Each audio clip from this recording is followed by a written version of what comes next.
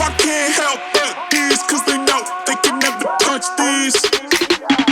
So baby, let me talk my shit, or I might just throw another fit. You know I can't help but these, cause they know they can never touch these. So baby, let me talk my shit, or I might just throw another fit.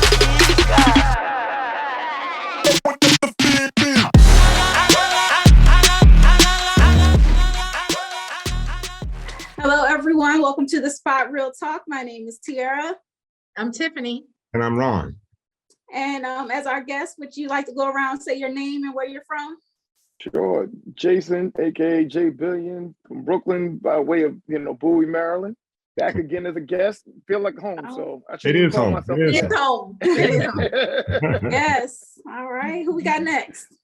Hi, everyone. My name is Kandice, affectionately known as KB. I am from the Eastern Shore of Maryland, but I'm a transplant here in the DMV outside of the DC area. I guess I'll go. Yeah. Hi, guys. It's Ron H, or I like to say Ron Squared. Happy to be back again. Enjoy the group, and I always have fun being around Tiara, Tiffany, and Ron. And thanks to Kay and Anita and Jason. Good to see you guys. Good to see you Same again, here. Anita. Thank you. Welcome, welcome. Yeah, and he's another one home. Nita too. Yeah. Yes, Nita the Diva. I'm from the DMV area as well. And so, yes, hey. Welcome back. So we got New York and DMV area repping hard today. Yeah. And we have a very special guest. As you know, we recapped Reasonable Doubt. And so today we have a guest coming from the show. Would you like to bring our guest in, Ron? I sure will. Hey, Hey. Oh, yeah. What's up, y'all? How are you? Good. yes, everyone, welcome. So this is Tim Joe. And like I told you from Reasonable Doubt, he plays the character Daniel on the show. And as we recapped it, I gave you the MVP. You got the game ball for me because your character was a ride or die. And Yeah. funny too. Thank you. Very And so we are so happy to have you on with us. I appreciate you guys inviting me. Yes, so we are all very happy to have you, and we loved Reasonable Doubt. It was a phenomenal show from beginning to end. It was. Absolutely. Thank you so much. Yeah, so Ron, would you like to kick us off with our questions? Ron J. Yes. Well, first of all, Tim, thank you for being here with us. I hope you enjoy this moment as much as we will.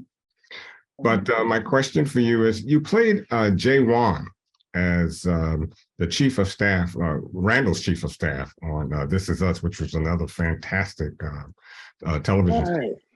Forgot about that. Yeah, yeah. And your character, though, Daniel, with Reasonable Doubt, there's such a swing, a difference between the characters. How did you approach your recent role with Reasonable Doubt? It's it could be a loaded question because there's so much history between even those two jobs. Both of those jobs came at the last second when I thought I didn't have a career anymore. Wow. So with This Is Us, that one, if you can believe it, it was an offer. And it was a role that was written for me by a former boss that I had worked with on a different show. I don't know if anyone, if y'all saw, it was a show called Pitch about the first pitcher in the MLB. And that boss remembered me and just, grace of God, wrote me into his hit show at a time when there was no value to my name. There was no fire under my career. And he put me face to face with Sterling K. Brown. Wow. So with that kind of role, I felt a huge responsibility, not only to him to meet the level of what Sterling needs and demands, but also the level of what the show was producing, and myself as being given an opportunity to play an adult for once. A suit and a tie. That didn't happen for me very often in my career because I have a very young face. So for me, it was a lot about doing a lot of research about politics and really understanding what the role of a campaign manager who eventually becomes a chief of staff, what is their relationship to their boss and what is their role? So in that relationship, I felt like I had to be someone that was very mature, very straight-laced, very business-oriented. And so that was the way I approached J1. And then with Daniel, it came at a time when I had my first baby, and this was after the pandemic. Congratulations. Congrats. Got to the stage of life when I, realized there was no way to really pay the bills with hope. So I took on a new job, and that job required me to highly limit the opportunities I would allow into my life for acting. So I told my whole team, told my wife, told my family that, you know what, I'm after, quarantine therapy. I took a lot of I found a therapist throughout the time. She walked me through my relationship with acting, my relationship with my wife. I came out of that actually loving acting, but because I loved it so much, I knew I could walk away from it and not fear that it was a forever goodbye. I just said, I have a child, I've got responsibilities. We're coming out of a pandemic. We've got no money. I've got to get a job. So I got a job and told my team that for no reason am I leaving the city for this job. So unless you find me a series regular role that shoots in LA, that's the only audition I will do.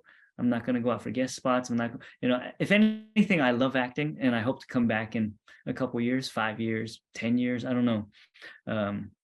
But for now, I've got to sort of follow this path, and took on my job, was passionate about my new job, happily doing it, and got an email about a series regular audition in LA for a show called Reasonable Doubt.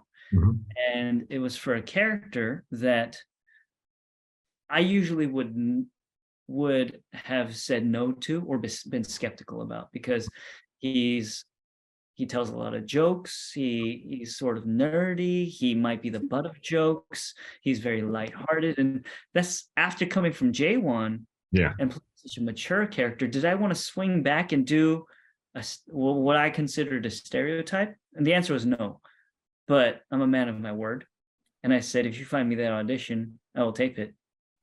So in my preparation of Daniel, I had to really think to myself, this is coming from the Onyx Collective. Now, this is the first scripted show that is being created from a studio run by people of color to uplift voices of color. That was the first thing. I was like, maybe I shouldn't judge the character because I know who's writing. And then who's writing? Okay, Ramla Muhammad. Pure Scandal, and then Kerry Washington, Larry Wolf. At that point, I was like, who am I to judge what I think is a nerdy character? And maybe I should just not care and just have fun. So with Daniel, I just said, get out of my own way. The character description said he was your dorky next door neighbor who grew up to be hot, but he can't really shake being a dork. And I read that to my wife, saying, "Can you believe this character description says he's your dorky next door neighbor who grew up to be hot, but he can't stop being a dork?" And she said, "That's you, though."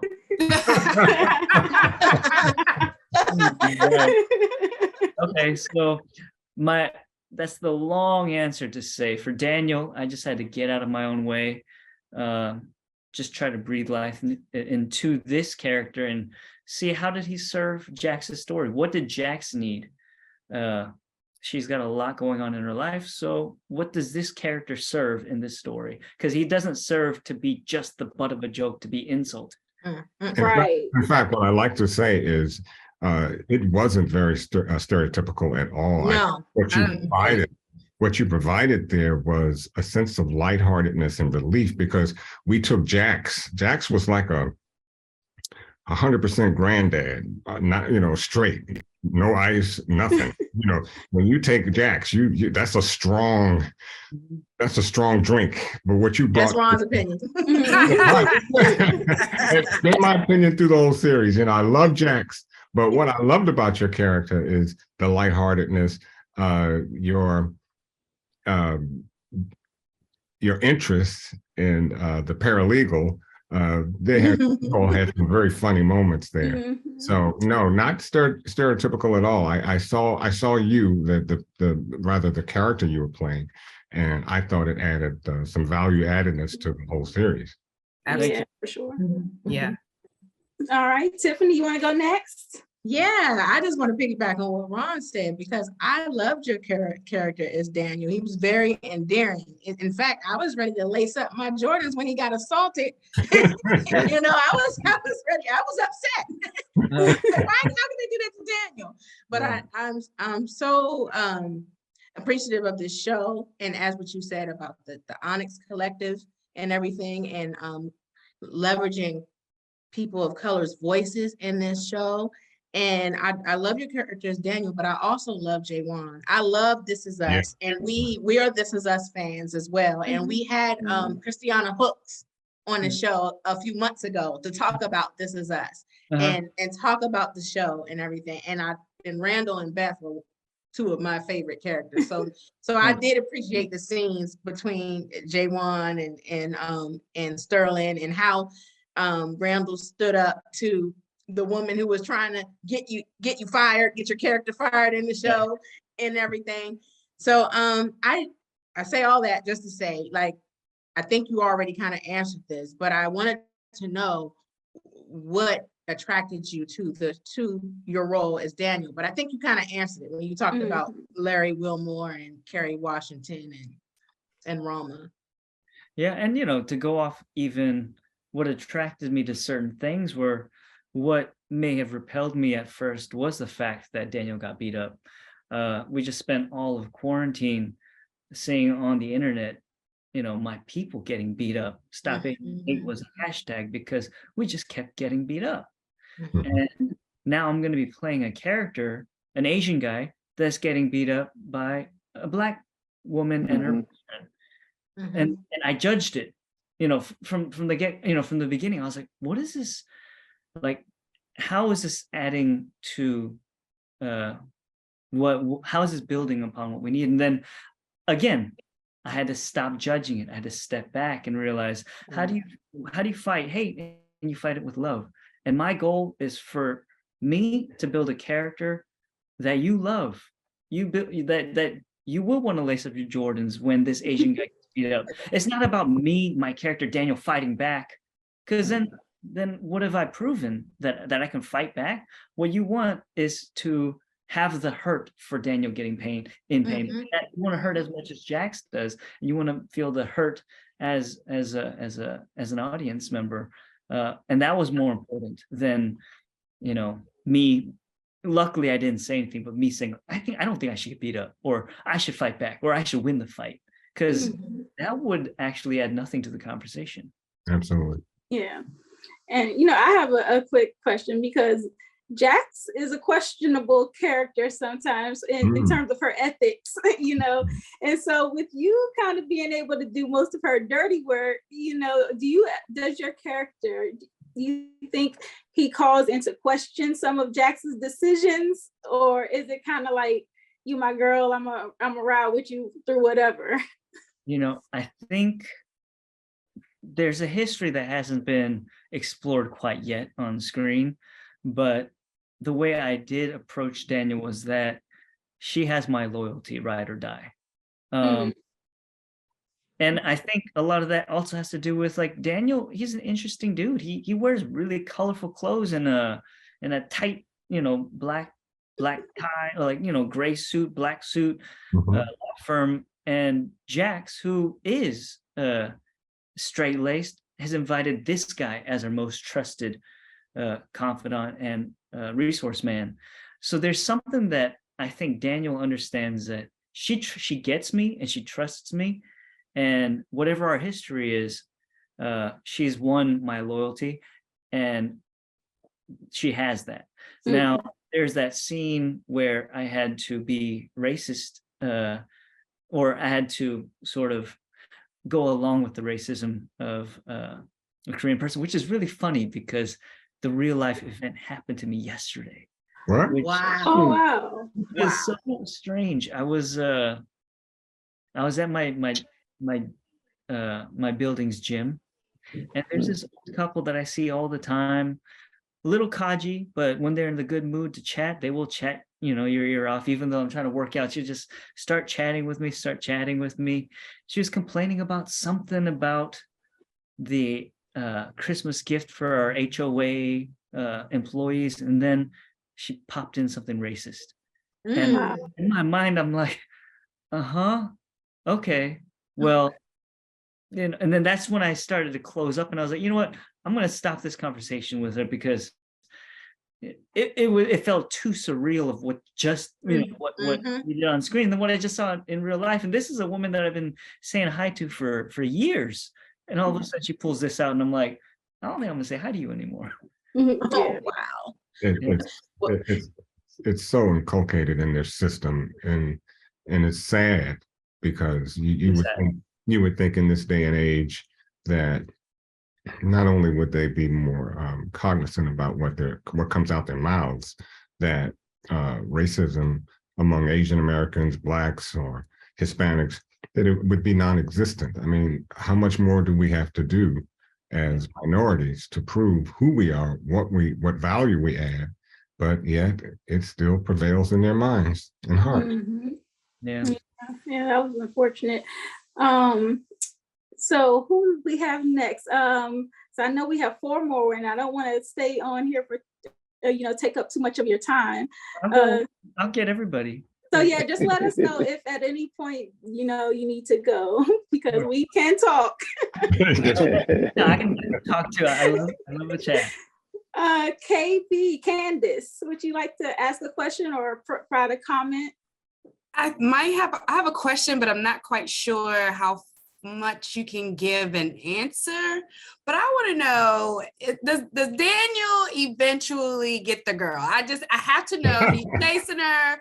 Like I enjoy the chase. It's quite funny. I just want to know, at some point, does he just go for it? I know you can't give it all away, but if there's a breadcrumb or something, because I don't know if I can wait until season 2. I'm not sure. I would say if there's a season 2, I would say the answer is yes.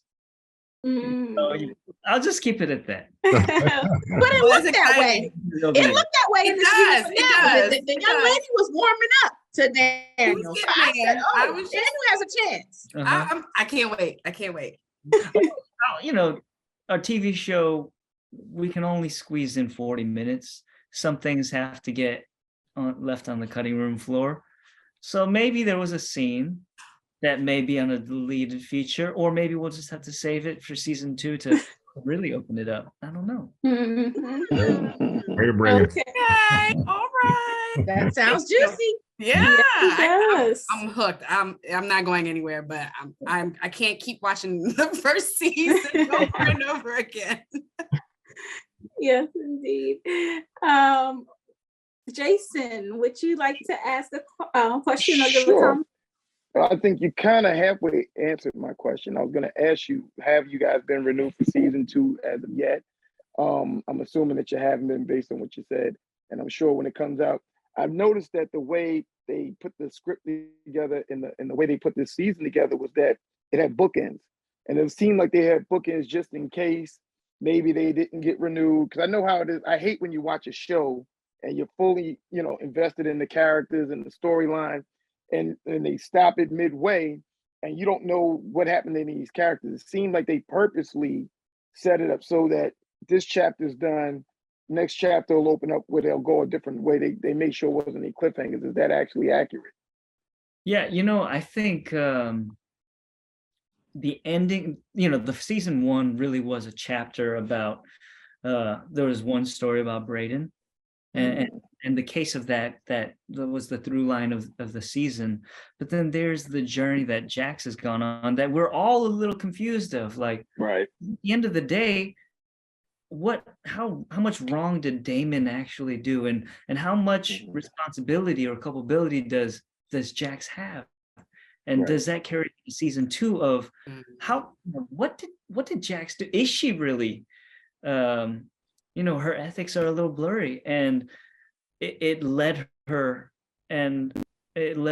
marriage and her relational life with Damon down a very sad spiral towards the end of season 1. Right. And I think season 2 would really have to address that.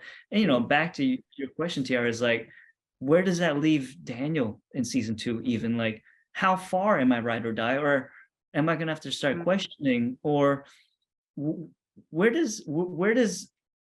season 1 ends, where's Jax on season 2 is a whole other chapter, and brings it even a little closer to home, because you see what happened to Chanel and her husband, but at the very end. So now everything, like work life, is getting just even tighter, Messy. messier. Very messy. Yes. Okay, Anita, we want to come your way next. Okay. I don't really have too many questions. You've been very, very open, and you've kind of answered a lot of my questions, but I do want to just take the time to tell you that I did fall in love with your character. And just like Tiffany said, when that cliffhanger of you getting assaulted and I didn't know how it was going to end, I said, I know they not gonna take right. So I really got the emotional hook into you, and I love your character, and I love the way in season 2 that we can get an arc about you kind of pulling back on that blind loyalty and that trust you have for Jax. And so I'm really loving the show. I love the music. I love everything about the show. So I just wanted to gush over that and just tell you congratulations, and we're going to keep our fingers crossed. And thank you so much, Anita. So you see, if you need any help with that neighbor of yours, you got your That's right. You got some backup. You got some backup. All right. Ron H., we're going to come your way now. All right. Thank you for being here, Tim. All I can do is echo the sentiments. Your character is one that is lovable, and I understand how you as an actor might have some reservations about the character itself and where it goes and the storyline and certain things, especially with the climate we live in today. But on the flip side of it, you, like you said, being there working out in a place where you feel comfortable around people you have been somewhat comfortable with, and seeing how things happen, just sometimes life imitating art imitating life, the whole thing plays in together. And so that's why it's good that you went with the flow and helped put together a really good product that reeled us all in, and we really enjoy. And I thank Ron from The Spot for telling me about the show, because I wasn't aware of it. He said, man, we should talk about this show, and I hadn't looked at it yet, and I just binged through it, and I was hooked. And your character in particular, what I was really happy about was the fact that after, unfortunately, when you did get assaulted, because this thing is so, sorry, my light went out. This thing is so topsy-turvy. I apologize. Okay. Hopefully get back. Nope, I think it's dead. Okay. All right, guys. Well, listen, that's because my content it's getting dark. So I just have to go with it. I apologize, guys. So as I was saying, when that happened, I was worried that they might take you into a dark place, because you have such a lovable, lighthearted character. Everything bounces off, you kind of take everything in stride, and you're very smart. So getting assaulted like that, I thought you would get closed off, and you might really shut down, and then it would be a thing between you and Jax, because maybe you felt like I was out there doing this for you, and maybe you didn't support me the way I needed you to. But thankfully, it didn't go that way, and you kind of stayed true to yourself. You brushed everything off, and you still did what you needed to do. And I really love how towards the end, when Jax was missing, you stepped up big time and really took control and was authoritative about getting things done. And also, one last thing I was going to say to the question about whether you get the girl or not in season 2. When you asked her, listen, I've asked you for so much. Could you do? You don't even got to ask. I was like, okay. I was like, all right. I know where this is going. You're like, he's in there. Yeah, but thank you once again. Oh no, thank you guys. I mean, the entire job was magical in a way, because I remember when I got this job, I have a friend, his name is Neil Brown Jr. He's on SEAL Team. He was on Insecure. Oh, yeah, we know him. And he was in also in Straight Outta Compton. Straight Outta Compton. Yeah. He's always been so gracious, like always retweeting our content and stuff, because I would always we would recap Insecure as well. So I definitely know who he is. He's a good man, but he gave me a call when I got the job. And on top of just being, giving me great advice, he said, have you ever been on a black set? And I said, no, like, what do you mean? He's like, dude, it's going to be different. I'm like, what do you mean? He's like, it's different. Like, you're going to be seen. You're going to be celebrated when you're there. And I show up to the set. First thing I notice is everyone's dressed really well. Everyone is real nice. It's like going to church every day. Like, cool, dressed nice. Everyone's got their own style, but it was a celebration. Everyone celebrating each other's jobs. It was happy. Everyone was working really hard. Everyone is just. It was a great environment to be in. So when he said, being on a black set is different, I felt it, and it felt like a gift.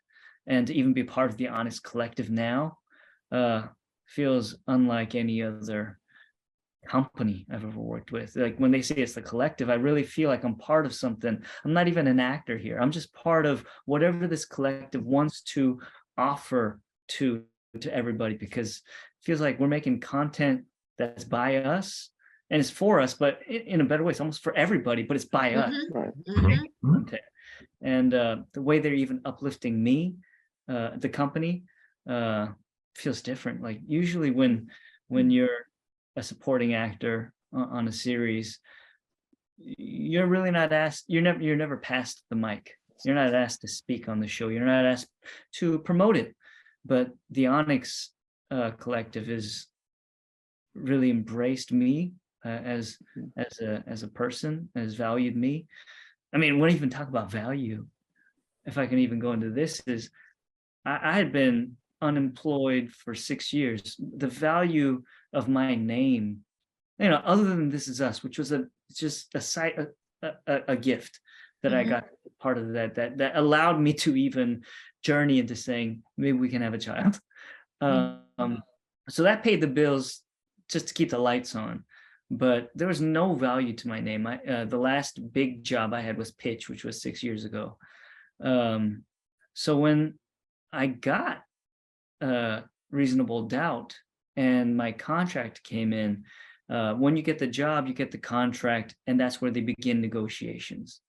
And so I expected, I knew where my value was as an actor, because 6 years ago, I was worth this much money. Now the Onyx Collective, they look at me, they look at my resume, they don't look at the way they valued me through their lens, and then they give me the numbers like, let's start our negotiations here. I valued myself here. The Onyx Collective valued me here. And their entrance number to say, Tim, will you play with us? Will you join our family?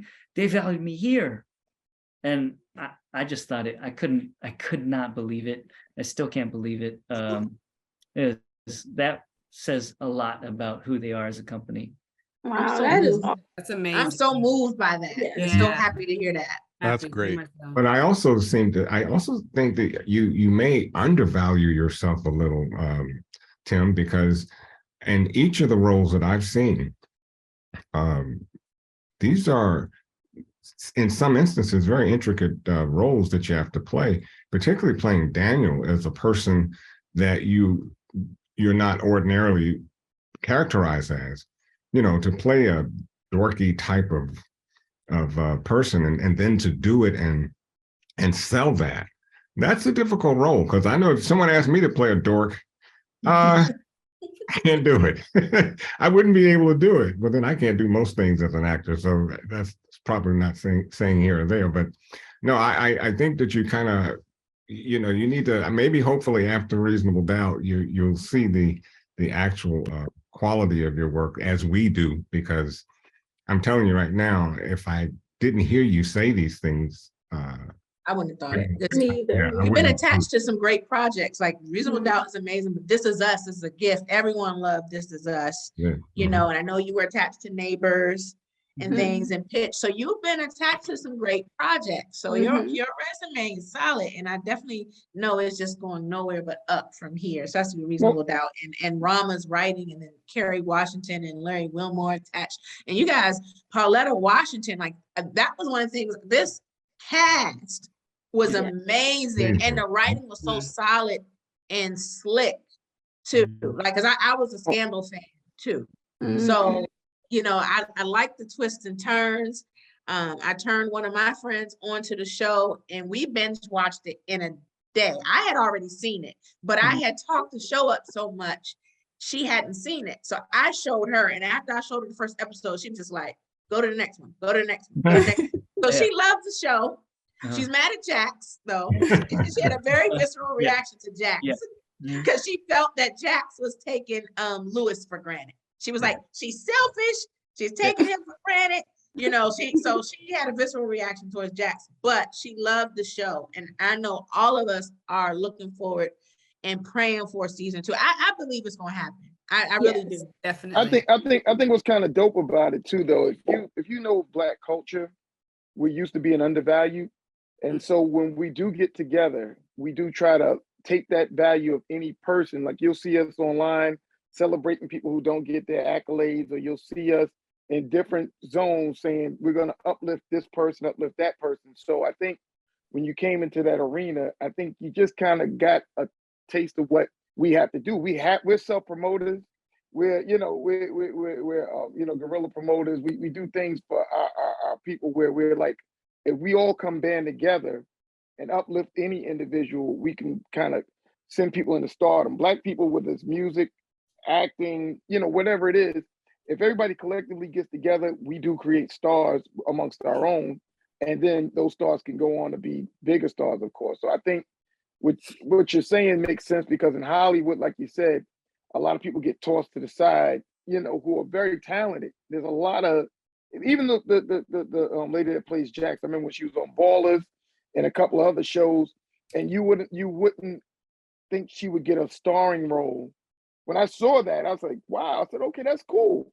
And she carried the role like a champ, because all of that talent was sitting there and it wasn't being recognized by, let's say, the bigger portions of Hollywood, but she was able to take it and go to the moon with it. And I think you guys all really I didn't see a name in there that I really was like, I know you from everything, but I know that you guys killed it this season as if you guys were the biggest names in Hollywood. So I think that was dope.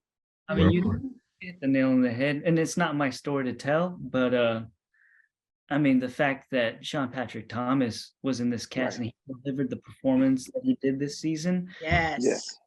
It's not my story to tell, but let me just say, he did say in his entire career, the only time he's ever been called back by someone to work together, and it was Carrie calling him to do this. Okay. So this is Sean Patrick Thomas. So I hope everyone gets to remember this is Sean Patrick Thomas, and this is his renaissance. Like let's remember to uplift who he is, because the work that he put in this season is just delicious. They killed it. Yes. Everybody, you all killed it. Everybody.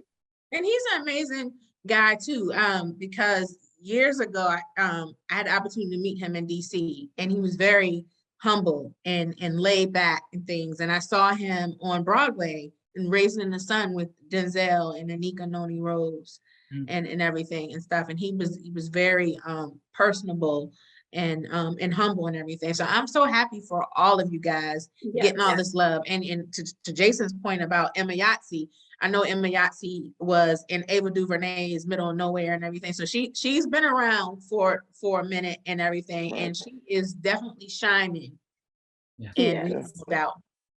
She's just just an honest, brilliant, like great human being. You couldn't ask for a better number one on the call sheet that sort of sets the standard of kindness, generosity, consideration. Compassionate. She's everything. She's the full package. And then her talent is stellar. Well, we are thankful that you decided to take the call and accept the role. And I think there's really so much more room to expand on Daniel and his story. So we are definitely looking forward to a season 2 announcement soon, hopefully.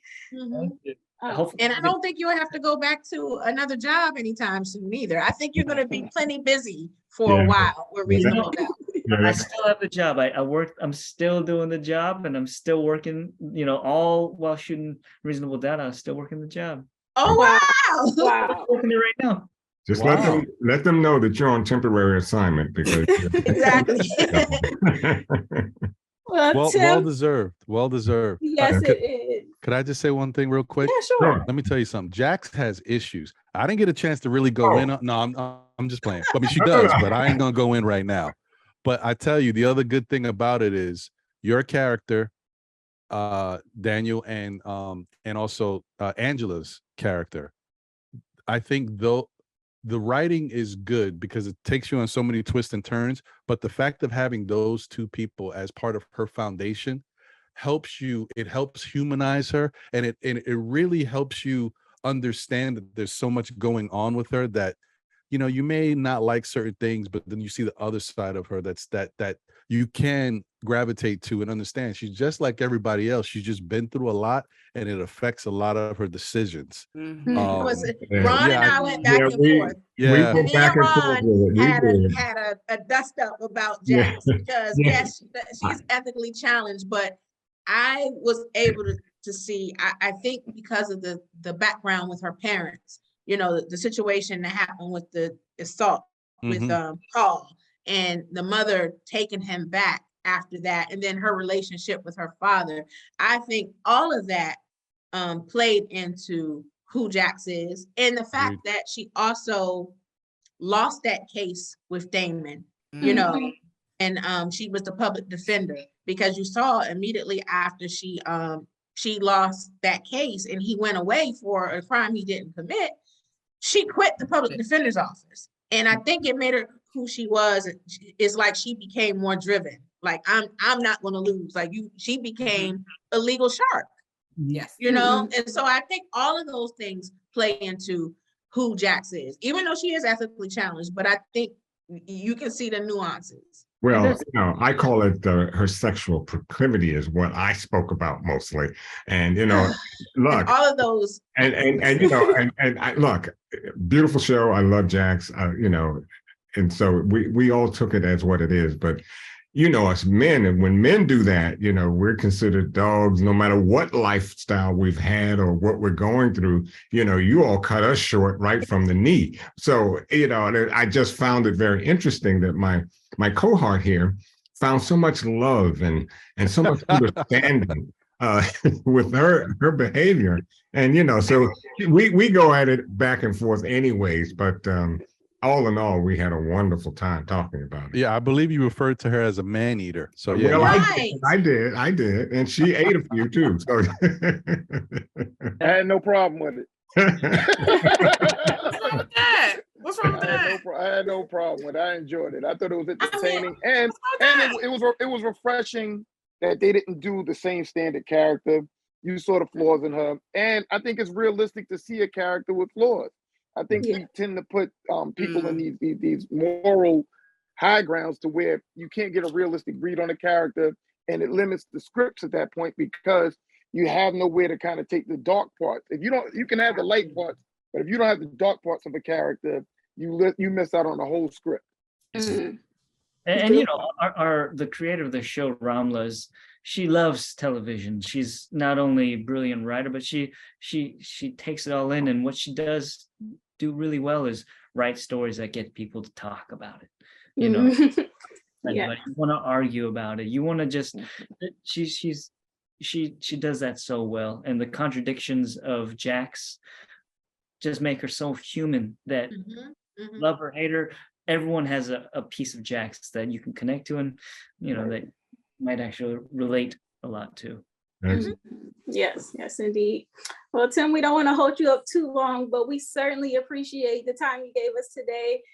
You're so wonderful, so gracious. We absolutely love Daniel, as you can tell. So we're looking forward to seeing more of you, and you're welcome back anytime. Season 2, let's do it. All right. That's right. That's Yep, right. we're We have looking some for you. supporters in us. Manifest it, talk it into existence. It's coming. Yes, It's sir. coming. Season 2 is gonna be back. You're gonna have a love interest in art, all of that. Yes, indeed. All right. Well, thanks again, Daniel, and don't be a stranger.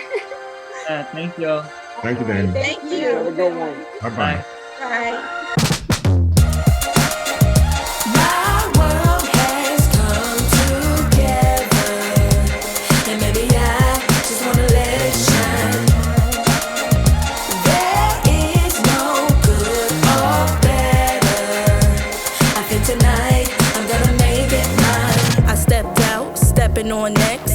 Lil baddie, cashing big checks. I bought the whole block out, now that's a big flex. Peeping out my Uber window, like what's next? Got new levels and new devils out the wazoo. Ain't no worries, life gets better when you find you.